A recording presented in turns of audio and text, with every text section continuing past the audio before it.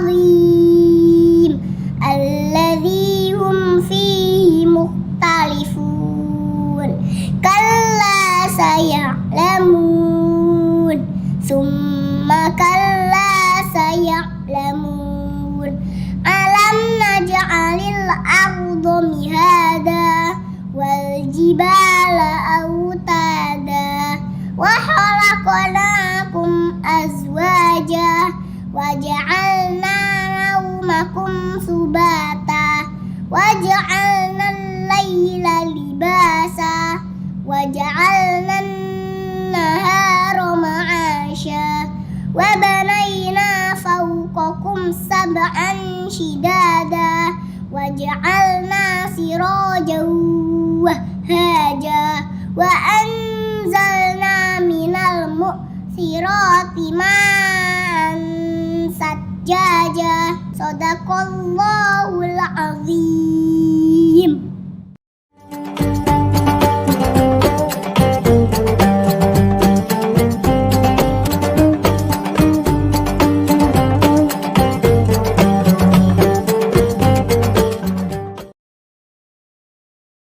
Bismillahirrahmanirrahim. Assalamualaikum warahmatullahi wabarakatuh.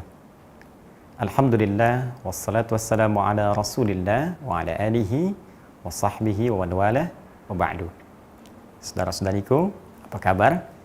Saya bermohon pada Allah Subhanahu wa taala semoga kita senantiasa disehatkan, dirahmati dan diberkahi oleh Allah Subhanahu wa taala. Khusus di hari ini, hari kelima di bulan Ramadan, tentunya kita semua bermohon kepada Allah semoga seluruh ibadah yang telah kita tunaikan dari sejak awal pertama Ramadan hingga hari kelima ini berkenan diterima oleh Allah Subhanahu wa taala insyaallah. Baik, pada edisi Aku Suka yang kelima ini kita akan coba lanjutkan pembahasan di pertemuan yang lalu tentang satu keutamaan ibadah yang terdapat di bulan Ramadan yang disebut oleh Nabi Sallallahu Alaihi Wasallam dengan qama Ramadan atau qiyam Ramadan. Qiyam Ramadan. Ini sangat menarik karena ibadah puasanya disebut siyam. Ya, ibadahnya disebut siyam dalam arti puasa. Kemudian satu ibadah dalam konteks berpuasa ini yang tidak kalah penting sehingga redaksinya pun diserupakan dengan yang ini dalam hadis Al-Bukhari riwayat Abu Hurairah di nomor ke-38 di nomor ke-37 ya dalam kitab Siyam yang ini redaksinya man shoma ramadhana imanan wa ihtisaban ghufira lahu ma taqaddama min dhanbi, yang ini man qama ramadhana imanan wa ihtisaban ghufira lahu ma taqaddama min dhanbi. Secara singkat, kemarin kita telah uraikan bahwa ibadah qiyam ini berupa salat yang ditunaikan di malam-malam Ramadan yang memberikan dampak luar biasa berupa anugerah Allah Subhanahu wa taala yang bisa menggugurkan semua dosa-dosa yang pernah dikerjakan dari sejak balik sampai proses qiyam itu dilangsungkan. Artinya ketika kita menunaikan sholat dimaksud sesuai dengan ketentuan yang dicontohkan, dituntunkan oleh Nabi SAW, berpeluang muncul makna Ramadan dalam arti membakar, menghanguskan seluruh dosa-dosa kita sehingga Allah berkenan mengampuni apa yang telah kita kerjakan dari kesalahan yang diperbuat di masa-masa yang lalu. Nah, di pertemuan yang lalu kita telah ketahui bahwa formulasi bilangan sholat ini bilangannya ya pertama tidak terbatas dikerjakan berdasar hadis riwayat Muslim dari sahabat Ibnu Umar radhiyallahu taala anhuma nomor hadis 749 telah kita tuntaskan pertemuan lalu. Namun demikian bilangan standar ya dari Nabi sallallahu alaihi wasallam yang bisa dilacak lewat hadis-hadis yang sampai kepada kita adalah berdapat 11 rakaat ya dengan formulasi bisa 2 plus 2 plus 2 plus 2 kemudian 1 ya. Kalau Anda ingin jadikan ini 2 plus 2 plus 2 plus 2 plus 2 10 ya. Bilangan rakaat qiyamnya ditambah dengan 1 untuk witirnya Bisa juga kalau Anda tunaikan 2, 2, 2, 2, ini 48 plus 3. Ya, jadi di sini bisa 8 plus 3. Bisa formulasinya kita ambil 4 plus 4, ya, kemudian plus 3. Berjumlah 11 rakaat.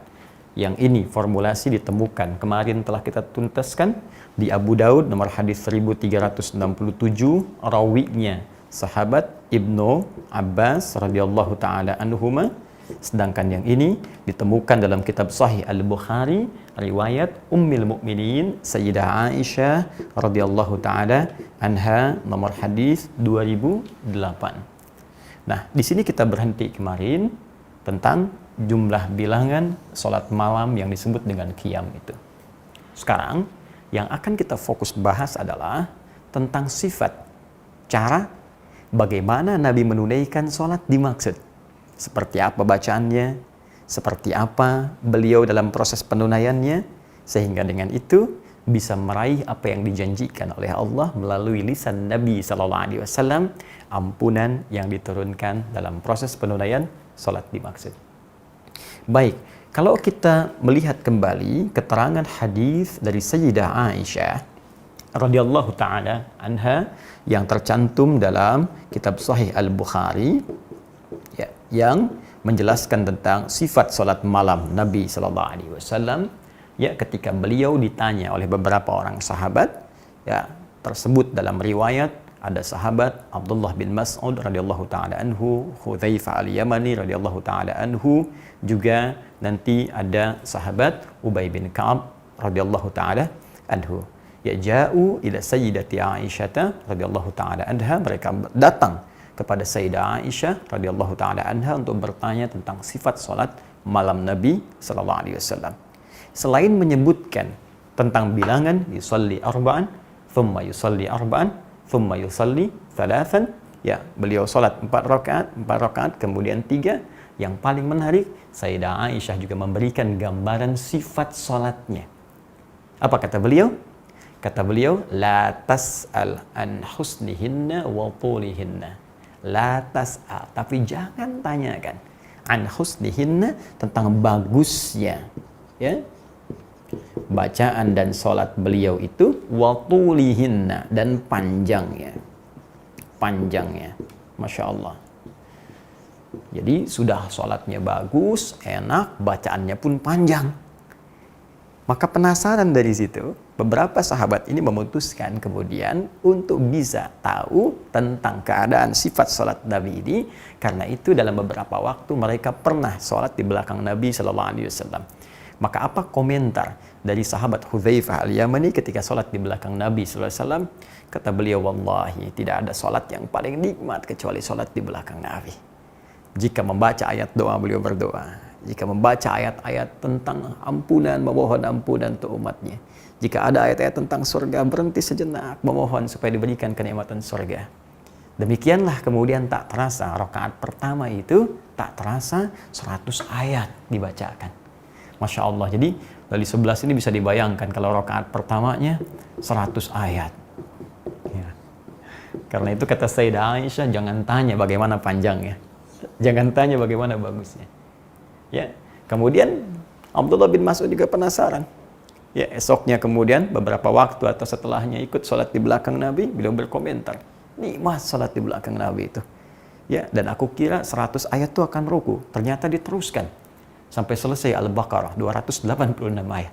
Aku kira akan ruku, ternyata disambungkan Ali Imran sampai 200 ayat. Aku kira akan ruku, ternyata nyambung ke An-Nisa 176 ayat.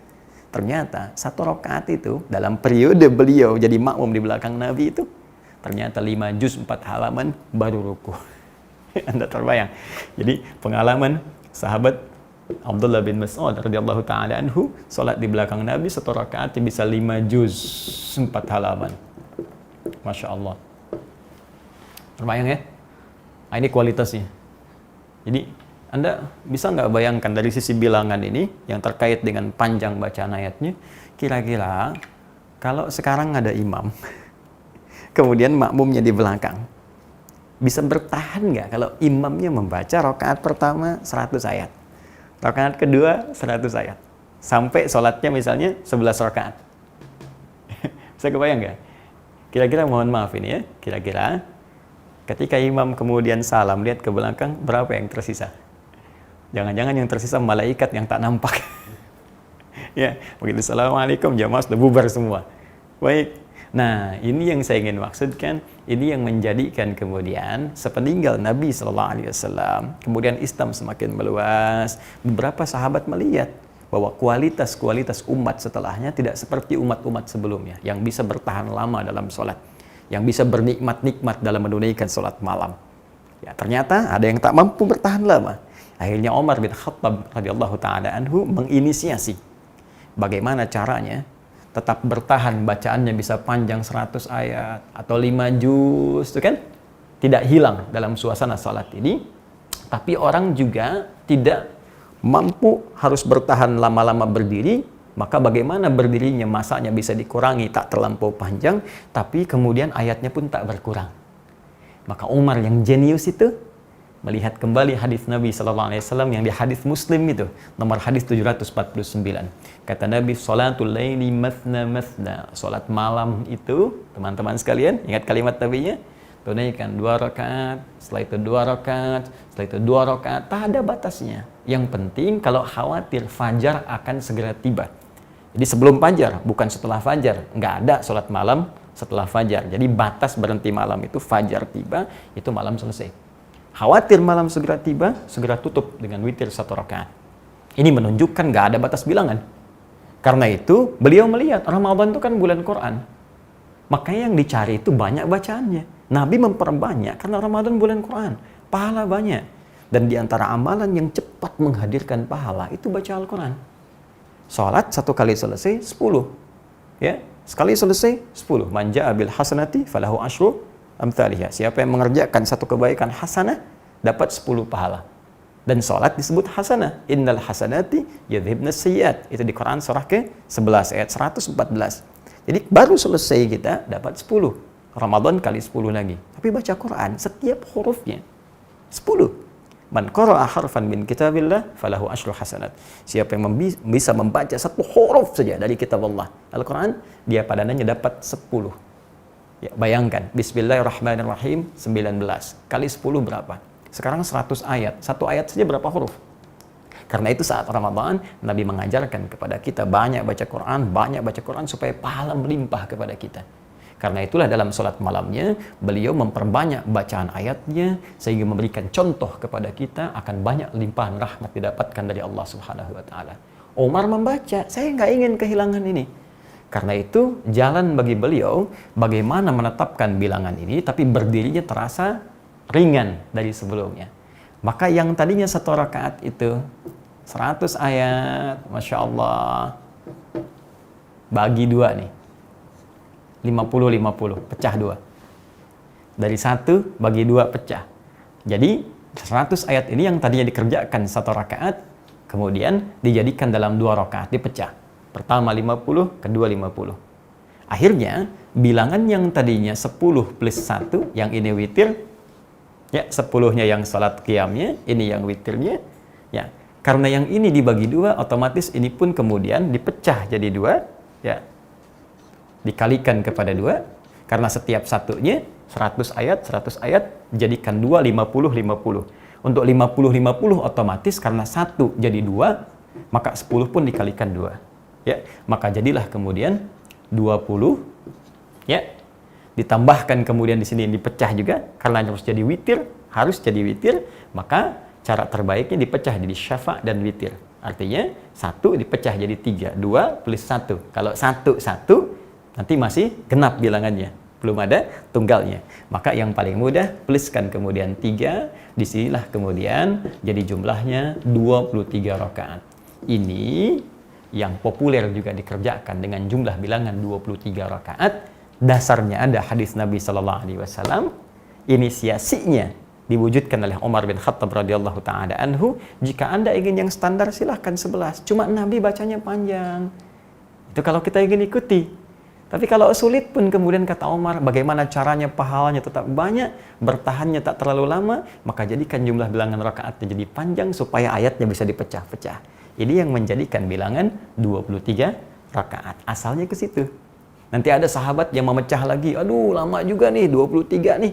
Karena satu rakaatnya 50 ayat. Nanti ada yang sampai ke 36, kan? Plus 3 jadi 39, ada yang 40. Poinnya, bagaimana bisa menjaga bacaan banyaknya yang bisa dihadirkan dari Al-Quran itu supaya rahmat tetap didatangkan. Nah, kalau cara berpikirnya begini, ingat, kualitas zaman ketika berubah ke masa setelahnya tentu akan berbeda kata Nabi dengan kualitas zaman sebelumnya. Kata Nabi, khaira qarni, ya, khaira qarnin qarni, ya. Maaf, umat yang paling bagus itu dari konteks ibadah ketaatan itu yang semasa denganku. Kemudian selanjutnya. Jadi kalau umat dulu bertahan 100 ayat di belakang Nabi, umat setelahnya bertahan 50 ayat, umat setelahnya bertahan 40 ayat, mungkin sampai kita ini umat yang bertahan di belakang imam 5 ayat, 4 ayat, ya. Itu standar. Jadi tak mengapa kalaupun ada orang 11 rakaat, satu rakaatnya misalnya dibaca 4 ayat, boleh. Dibaca 5 ayat, boleh. Ya, tapi kalau kita bisa tambahkan dari setiap hari meningkat akan lebih baik. Jangan sampai begini. Jangan sampai misalnya sudah 11 rakaat, yang dipilih misalnya yang sangat pendek luar biasa. Atau jangan-jangan cuma potongannya aja. Allahu Akbar waladhdallin. Selesai Yasin. Oh, dikirakan panjang. Allahu Akbar. Ya. Nah, itu tidak elok rasanya. Jadi silahkan ambil yang standar. Atau jangan tertukar juga begini. Yang 11 rakaat bisa baca surat-surat bagus. Selesai 11 rakaat 1 jam, 60 menit selesai. Ya. Tarawih jam 8, 20.00, selesai jam 9, 21.00. Ya, yang ini selesai 1 jam. Kok bisa yang 23 rakaat selesai 7 menit? Allahu Akbar, Allahu Akbar, Allahu Akbar, Allahu Akbar. Nah, ini juga jadi pertanyaan. Ya, jangan jadikan dalil khusus untuk yang umum. Kita ambil spesifikasi dulu. Tapi kan ini beda Ustadz, kualifikasinya ini begini ya. Silahkan, itu mungkin golongan khusus. Tapi nggak bisa kita jadikan sebagai tataran umum dalam gambaran sholat yang dituntun oleh Nabi dengan satu ketentuan tertentu, dengan syarat-syarat dan keadaan tertentu. Jadi saya ingin ambil poinnya bahwa dalam konteks penunaian 11 ataukah 23, ini contohnya ada diikat dengan dalil-dalil, tersambung sampai ke Nabi SAW dan tidak perlu menjadi bahan perdebatan. Awas, ini nggak ada kaitan antara NU Muhammadiyah. Ya, yang Muhammadiyah 11, yang NU 23. Apa yang lain katakan nih sahabat ini NU, sahabat ini Muhammadiyah, kan tidak. Jangan ya. Baik, dan kita saling menghormati. Alhamdulillah, ada saudara kita dari NU kita hormati, saudara kita yang Muhammadiyah kita hormati. Masya Allah, kalau semuanya bisa rukun dengan baik, maka akan kuat dan dahsyat ya kerukunan keislaman di Indonesia ini, memberikan inspirasi. Ya, inspirasi bukan hanya untuk umat di dalam, tapi juga insya Allah untuk di dunia. Itu poinnya. Nah, sekarang bagian terakhir yang ingin kita ungkapkan di konteks sholat ini, Ustadz, selain bacaannya tadi bagaimana keadaannya Nabi ketika sholat kepada makmum? Ternyata kata sahabat itu Masya Allah, enak. Bacaannya terasa menyentuh kepada jiwa. Ada getaran dalam roh kita. Dan setiap selesai 2 rakaat beliau, ya, ataupun 4 rakaat dalam riwayat Sayyidah Aisyah, duduk dulu, santai dulu, zikir dulu, Allahumma innaka afuwun tuhibbul afwa fa'fu anni. Setelah itu bangkit salat lagi, santai. Sesuatu yang dikerjakan dengan santai, yang setiap gerakan dan bacaannya ada pengaruh kepada roh, kepada jiwa. Roh itu disebut dengan tarwihah dalam bahasa Arab. Tarwihatun. Nah, seperti ini ya. Tarwihah. Tarwihatun. Tarwihatun. Ya. Rawahai, rawihu tarwihah. Akar asalnya kata roh. Sesuatu yang menenangkan, berdampak kepada jiwa. Santai, enak. Jadi begitu dibaca itu ada getaran ke jiwa kita. Baca ayat-ayat surga, pengen ke surga. Baca ayat neraka, takut, ingin tobat. Sehingga minta ampun pada Allah, mengalir, tak sadar air mata kita mengalir. Ampuni saya Allah yang selama ini jauh darimu, selama ini jarang ibadah. Selama ini nggak sadar kalau kematian itu mengintai. Selama ini nggak sadar kalau semua yang ada pada diriku akan dihisap. Tiba kemudian jatuh air mata kita, itu yang dimaksud tarwihah namanya. Kalau sekali dikerjakan.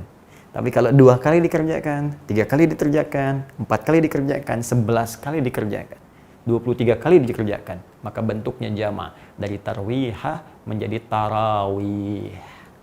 Ini asalnya. Ya, tarawih. Nah, inilah kemudian yang kita kenal dengan sholat tarawih. Jadi sebetulnya sholat tarawih itu yang disebut qiyam tadi. Jadi tarawih itu sifatnya. Kalau ingin menunaikan sholat ini sehingga mendapatkan manfaatnya yang disebutkan oleh Nabi tadi, berpeluang diampuni dosa kita, nyaman roh kita, maka kerjakan dengan tarawih. Kerjakan dengan tenang, jangan buru-buru. Kerjakan dengan nyaman. Sehingga kalau ada imamnya baca bacaan yang bagus sehingga terkesan kepada jiwa makmumnya. Dibacakan dengan santai, duduk dulu, doa dulu sehingga terasa kenikmatannya. Jadi begitu kenikmatan itu dirasakan, itu yang mendatangkan ampunan Allah Subhanahu wa taala. Ghufira lahu ma taqaddama min dzambi. Jadi jangan sampai terjadi begini, hanya Anda bangun sholat tapi ke jiwa nggak ada perubahan, ke hati nggak ada rasa. Itu yang diisyaratkan Nabi, rubba qa'imin laisa lahu min qiyamihi illa sahar. Ya, kata Nabi, nanti tidak sedikit ada orang bangun menunaikan qiyam tapi nggak dapat apapun dalam qiyamnya kecuali lelah saja berdiri. Begadang saja menghabiskan malam, lelah. Itu yang dikhawatirkan oleh Nabi sallallahu alaihi wasallam, dan hadisnya sahih. Hadisnya sahih. Karena itu para ulama mempopulerkan nama tarawihnya dibandingkan dengan qiyamnya, karena orang sudah mengerti semua bangun itu pasti qiyam, tapi tidak semua yang qiyam bisa punya sifat tarawih. Seakan ingin mengatakan kepada kita, kalau Anda bangun di malam ini jangan sia-siakan, karena belum tentu semua malam itu bisa Ramadan. Kerjakan dengan tarawih. Itu maksudnya. Nah, sekarang, apakah mengerjakan tarawih di masjid sama dengan di rumah, khususnya dalam situasi lockdown seperti ini? Nah, bagaimana cara kita mempraktekannya? Itu yang akan kita jawab di edisi Aku Suka yang ke-6 esok hari menjelang buka, insya Allah. Demikian yang saya sampaikan, semoga bermanfaat. Mohon maaf jika ada khilaf. Subhanakallahumma wa bihamdika asyhadu an la ilaha illa anta astaghfiruka wa atubu ilaik. Wa akhiru da'wana alhamdulillahi rabbil alamin. Assalamualaikum warahmatullahi wabarakatuh.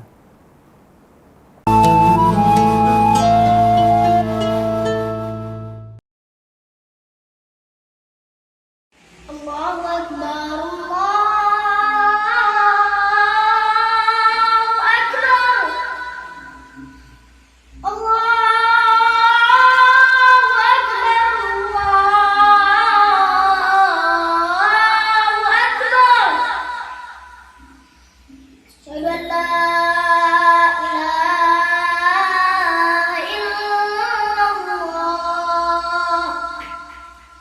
أشهد أن لا إله إلا الله أشهد أن محمدا رسول الله أشهد أن محمدا رسول الله حي على الصلاة